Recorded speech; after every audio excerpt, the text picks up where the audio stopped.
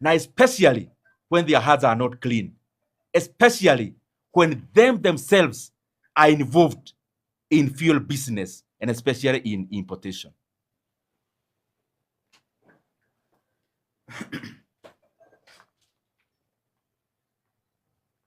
Wengi wa Wakenya mheshimiwa wangependa kufahamu hawa ambao unawataja, unasema wanahusika na wanafaidika pakubwa katika biashara ya mafuta. Mbona usiwataje mapema?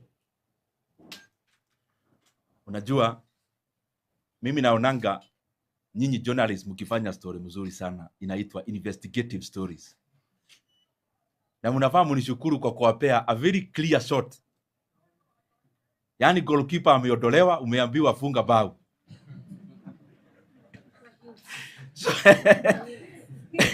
Watu wanahusika na mambo ya mafuta, hata nikiwaangalia uso mnajua ni nani. Na hao watu hao peke yao ndio wameenda Turkana. Ile mafuta tulikuwa tunafikiria ni ya kufaidi watu wa Turkana na wa Kenya. Pia huko wameenda na wakaiba yote, wakanyakua. Sasa mafuta ya Turkana ni mali ya hao watu tu wanahusika na G2G.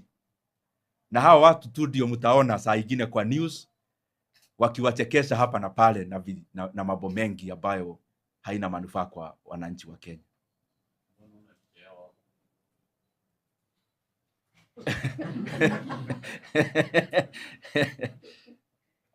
Yes. Kumbe mnaelewa mambo yote. Yes.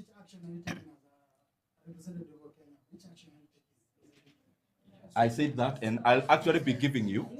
Ni vizuri kuuliza. Yes. You said you contact Kenyans. Yeah. Before you contact Kenyans, are you taking these things to parliament directly? No. Ni vizuri aulize tafadhali. Yes.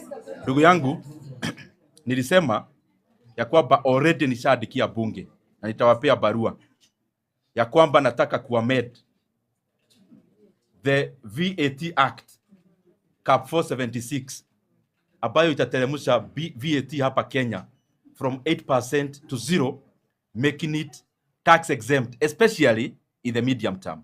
Na ni vizuri niseme, mimi naelewa kama mwanauchumi ya kwamba Kenya inahitaji hizi fedha za VAT. Kenya needs these revenues of VAT. And the more the reason, I am proposing this as a short-term intermediary measure, so that at least tugoje mambo stabilize, ndio tena Kenya inaweza endelea kucollect your revenue. Lakini in the meantime, we have to do a trade-off. It's either we give in to some money and especially subsidy and reduce VAT and RMLF.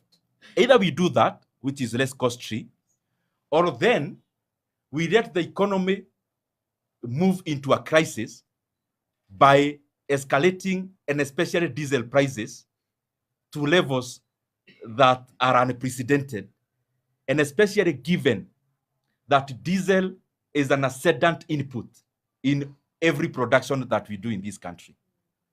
So nishaandika hiyo barua na tutakuwa tunafanya hiyo marekebisho. I have a question. Yeah. How do you connect the current situation with now the proposals that are in the finance bill and the effect thereof in the economy? What we actually thought, and I remember Gojiri, you asked me that there is a question you asked some time back about this proposal of pay, because all that this is doing is to raid into the pockets of Kenyans. So this is raiding because anywhere you pay higher prices for consumption, your pocket is getting raided. On the other side, Kenyans expected that the government will shape up and at least reduce pay as they had purported to do.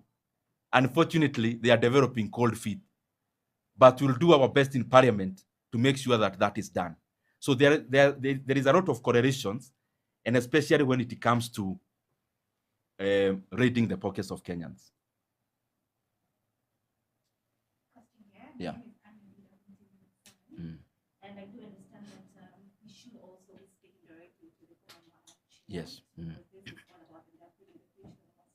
But then, what concrete assurance would you give them, keeping in mind that we're used to such conversations just ending here. Yeah. There's political boardrooms, and nothing gets to be done in the long term. Then, how would you speak to the Kenya Mwananchi watching you this afternoon? That's a very good question. And I will need assistance of Kenyans in moving these amendments. Because what usually happens when we have these kind of progressive amendments, the proponents of government are called to sabotage it. And that is why beyond moving it on the floor, I'll also be needing the members of parliament to sign whether they are in support or not.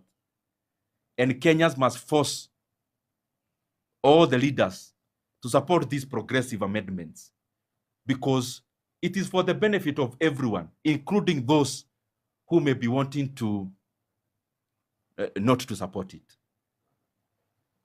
Already the Matatu owners and the stakeholders are calling for already a strike. You've hinted that you want to engage Kenyans on the next course of action.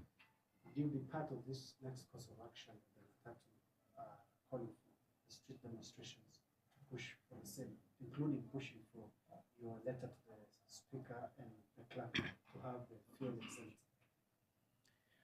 Leto, I think every Kenyan is feeling the pinch.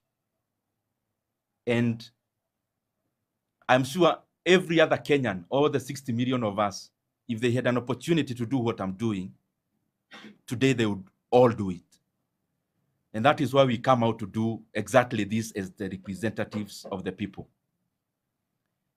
Any measure that every sector of the economy is taking is welcome. Because as Kenyans have realized, there is something peculiarly incompetent about this government. For example, you saw last month, we had done guidances and press conferences over and over, offering freely our opinions, which they ended up doing to some part. But they had to wait for last minute. Even this, I'm requesting them, whether you are going to reduce fuel prices or not is not on the table. You must reduce fuel prices. It is a matter of when. So don't buy time, my friends. Act to the point where you can act before Kenyans push you to act and you'll be in a corner. So hawa watu wa serikali saa ingine wanakausha kichwa, lakini unakausia nani kichwa? Wakenya wagani unakausia kichwa sasa? Muite mkutano ya dharura, murainisha wabunge pale bunge wa support hizi amendments, kwa sababu Wakenya wanaelewa bunge sasa ni mtu mmoja anapiga simu, maneno inafanyika. So huyo mtu mmoja anampea nafasi, pigia watu yako simu huko bunge, they must support these amendments, and we are not begging, na sio tafadhali, because in the meantime you have to lower fuel prices. We goja bana, mbona unakimbia sana Leto?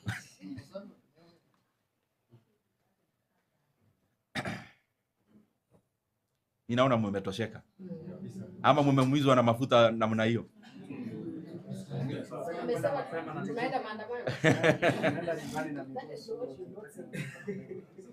No, we are going to announce what to do.